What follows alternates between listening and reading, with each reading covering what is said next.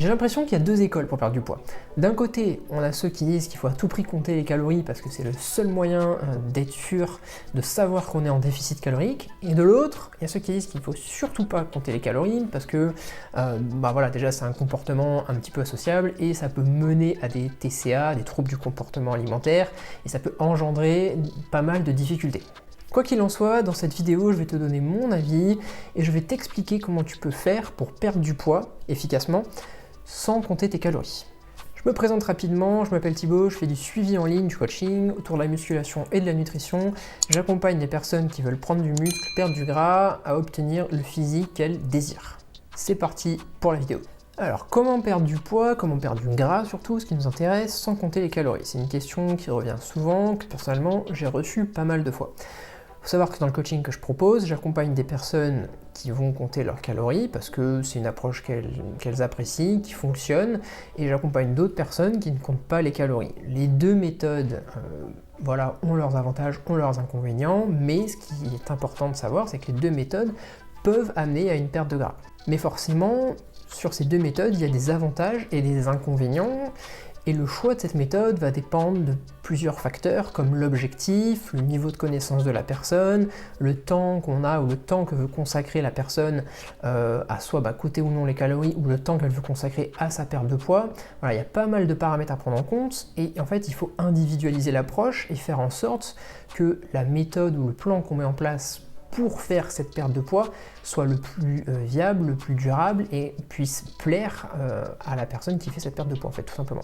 Mais je vais prendre un exemple et je vais te parler des personnes qui arrivent à perdre du poids, à perdre du gras de façon durable, sans le reprendre derrière, sans compter leurs calories. Généralement, la très grande majorité de ces personnes ont en fait de bonnes connaissances en nutrition, ont une bonne expérience dans la perte de poids et se connaissent elles-mêmes plutôt bien. Elles ont en fait avec le temps développé des connaissances, surtout en nutrition, en perte de poids, des connaissances également sur leur corps, sur elles-mêmes, elles savent comment leur corps ou leur métabolisme va réagir, elles savent ce qu'elles aiment pas, elles ont de l'expérience. Et en fait, pour avoir ces expériences, généralement, elles ont déjà par le passé compté leurs calories. Alors ça peut être pendant 1 mois, 3 mois, bref, une période donnée, mais c'est l'avantage de compter ses calories au moins une fois.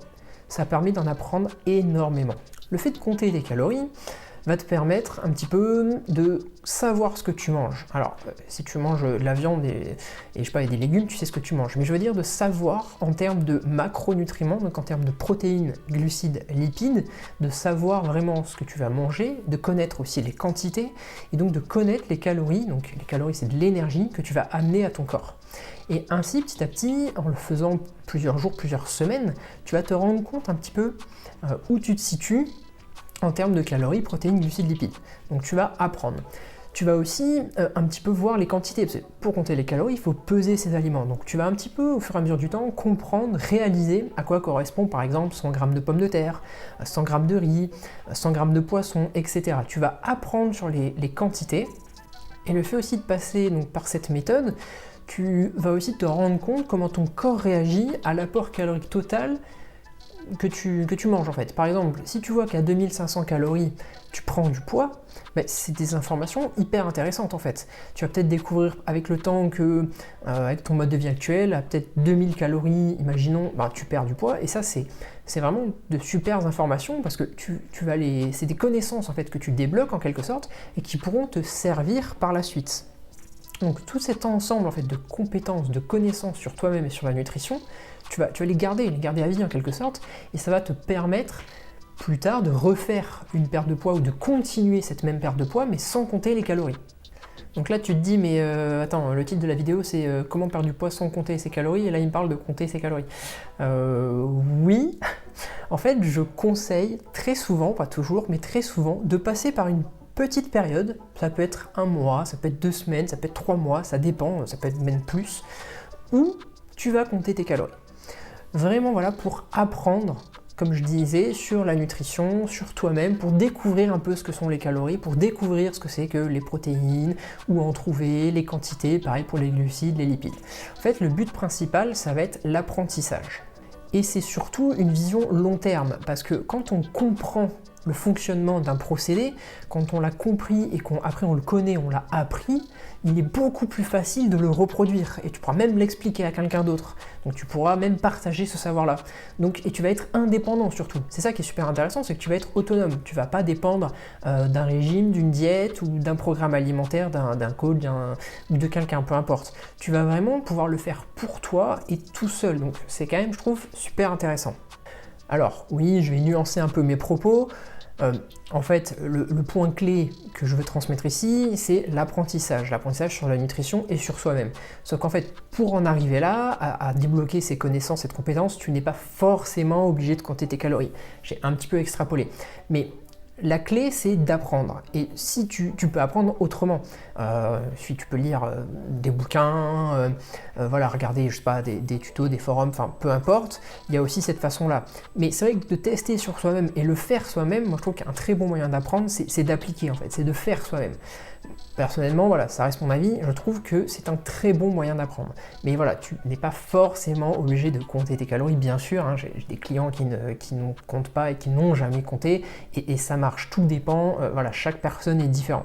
Mais c'est quelque chose que je recommande de faire au moins une fois, tu peux le faire juste une semaine, tu vois, juste pour découvrir. Parce que ce qui compte, je le redis, c'est cet apprentissage, vraiment. Parce que, est-ce qu'il te viendrait un jour à l'esprit de te lancer dans l'investissement dans la bourse, par exemple, avec zéro connaissance? Non, je pense pas en tout cas, j'espère pas. Donc, pourquoi des personnes se lancent dans des pertes de poids avec zéro connaissance et s'étonnent que ça ne marche pas? Si tu ne sais même pas de quoi sont constitués les aliments, de ce dont ton corps a besoin, ou comment fonctionne une perte de poids, ou ce que sont les macronutriments, les protéines, les glucides, les calories, comment ça peut fonctionner en fait? Tu avances totalement à l'aveuglette et tu sais pas où tu vas, ça se trouve tu vas dans un mur. Alors ça se trouve ça peut marcher avec un peu de chance, mais tu mets pas les chances de ton côté, quoi. Tu avances vraiment à l'aveuglette. Donc voilà, je pense que le fait de comprendre, d'apprendre, de comprendre et ensuite d'appliquer, c'est tout simplement bénéfique à 100%. Et garde en tête que ce que je t'invite à faire ici, c'est quelque chose de provisoire. Je dis pas qu'il faut compter ses calories tout le temps, ou d'une manière ultra rigide, d'être hyper précis, etc. Là, tout dépend des objectifs. Mais ce que je veux dire, c'est que c'est quelque chose de provisoire, c'est un outil provisoire qui permet d'acquérir des connaissances et des compétences. Et je pense que c'est bien de faire une partie de son objectif en comptant les calories, et ensuite, une fois que tu as compris, une fois que tu connais un peu les quantités, les calories dont tu as besoin, ce qu'il ne faut pas trop que tu dépasses, enfin, où tu dois te situer et comment constituer des assiettes et atteindre tes protéines, tes glucides, etc., tu continues ta perte de poids sans compter. Un autre point aussi que je veux aborder, il faut se rappeler vraiment toujours que le comptage des calories, c'est un outil qu'on utilise. Mais c'est pas parce qu'on décide de compter les calories qu'il faut être ultra rigide, qu'il faut le faire à tous les repas et qu'il faut se mettre une pression de dingue. C'est vraiment un outil. Si un jour tu ne peux pas compter, mais tu comptes pas. S'il y a un repas, tu le fais à l'extérieur, tu es avec d'autres gens, etc., t'embêtes pas à compter. Enfin, après, tout dépend de l'objectif. Si tu veux préparer une compétition, bon, peut-être que si, il va falloir faire plus attention. Mais pour 95% de la population, voilà, ça reste un outil à utiliser de temps en temps avec parcimonie, garder du recul et se servir de cet outil pour apprendre. C'est pareil, si tu te fixes un objectif de calories, de protéines, etc. et que tu le dépasses certains jours ou que d'autres t'es un petit peu en dessous, mais pas de pression en fait. T'es pas à 50 calories près, t'es pas à 10 grammes de glucides près. Il faut vraiment voir ça comme un outil pour apprendre et pour pouvoir voir un petit peu où tu te situes dans tes journées. Parce que oui, je suis d'accord, le côté un petit peu très rigide et pas du tout flexible, où on se met beaucoup de pression, peut, sur du long terme, amener quelques soucis en fait. Où voilà, la vie sociale devient compliquée parce qu'on se met une pression, il faut que je compte ci, il faut que je compte ça, donc on peut plus faire grand chose. Ou si on va au resto, mais c'est trop compliqué de compter, c'est pas précis du tout, je vais faire des approximations, donc j'y vais pas. Enfin voilà, tout ce genre de comportement, ça existe, je suis d'accord. C'est pour ça qu'il faut vraiment garder un certain recul.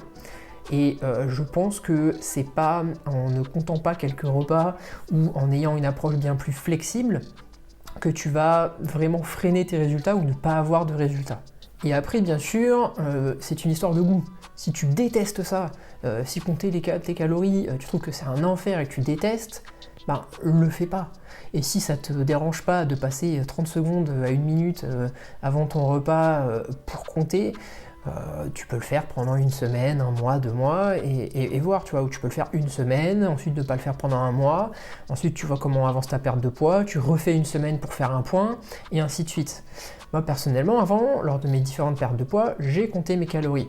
Maintenant, plus vraiment, mais ce que je fais en fait, c'est que je fais une sorte de check-up, c'est-à-dire que je vais par exemple faire 3 jours où je vais compter mes calories. Ensuite, pendant 2 semaines, je ne vais pas le faire et je vais refaire 3-4 jours où je compte. Ça me permet de voir un peu où je suis et faire un espèce de mise au point. Parce que tu vois, au fur et à mesure du temps où on ne compte pas, sans faire attention, si on aime bien manger par exemple, les portions vont grossir petit à petit. Tu vois, bon allez, je me resserre un peu, on se dit bon, moi là, il n'y a pas 100 grammes, je pense, 100 grammes ça fait un peu plus, et puis on en met un peu plus, et ainsi de suite, tu vois. Donc ça permet de faire un petit point. Et après, bien sûr, tout dépend de l'objectif. Moi, je sais que, par exemple, pour atteindre un niveau de masse grasse que je trouve acceptable, j'ai pas besoin de compter. Mais si je veux être plus sec, plus tracé, plus défini, oui, il va falloir que je compte. Donc voilà, ça dépend de beaucoup de choses. Moi, de plus, compter les calories, ça me dérange pas du tout, tu vois. Je l'ai fait pendant longtemps, j'ai l'habitude, ça va super vite, j'ai des habitudes sur mon appli, je copie-colle, etc. Je trouve ça très simple. Mais ça reste à voir au cas par cas, en fonction des objectifs, en fonction des goûts de chacun, en fonction du temps qu'on veut y mettre, voilà, en fonction de tous ces paramètres-là. Mais la clé, je le répète, c'est d'apprendre et de comprendre. J'espère que cette vidéo t'a plu. Si c'est le cas, mets un like, abonne-toi, comme ça tu seras prévenu pour les prochaines. Je te remercie pour ton écoute, ton attention, et je te dis à la semaine prochaine.